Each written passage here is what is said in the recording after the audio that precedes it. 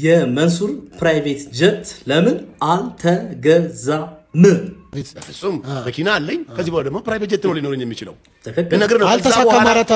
አልተሳካም፣ ይሳካል ወደፊት።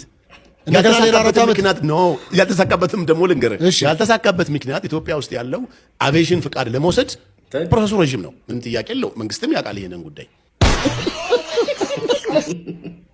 እውነት ነው። የሰው ልጅ በዋለበት አያድርምና ላይሳካ ይችላል። የሚቀጥለው 4 ዓመት ደግሞ ሊገዛ ይችላል መንሱር። አብረን የምናየው ነው የሚሆነው። እስቲ ደግሞ ቀጣይ ሁለተኛ ቪዲዮ እዚሁ ላይ እስቲ እናንተስ ይገዛል አይገዛም? ፕሬዚዳንትስ ይሆናል መንሱር? እርግጠኛ ናችሁ? ይሆናል አይሆንም? ፕሬዚዳንት እሆናለሁ ብለህ ነበር ተውከው ወይ? ካንተ ካልክ በኋላ እኮ 2 ፕሬዚዳንት ተሾመ ተሻረ። ክብርት ሳህለወርቅ ዘውዴ ከሳቸው ቀጥላለሁ ብዬ አስቤ ነበረ።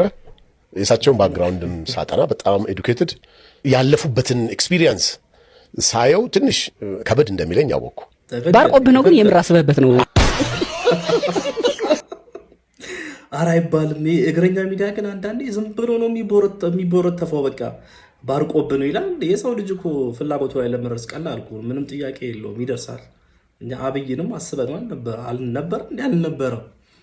እንደ መንሱር እንኳን የሚታይ ሰው አልነበረ። እንኳን መጥቶ ጉብ ያለው። ስለዚህ መንሱር ትሆናለህ፣ በርታ ወንድሜ፣ ይሆናል። ዛሬ መታሰሩን አትዩ፣ ነገ ይሆናል። እና ለማንኛውም እግረኛው ግን አንዳንዴ ለቃላቶች ተጠንቀቅ። ሰብስክራይብ እና ላይክ እያደረጋችሁ ጋይስ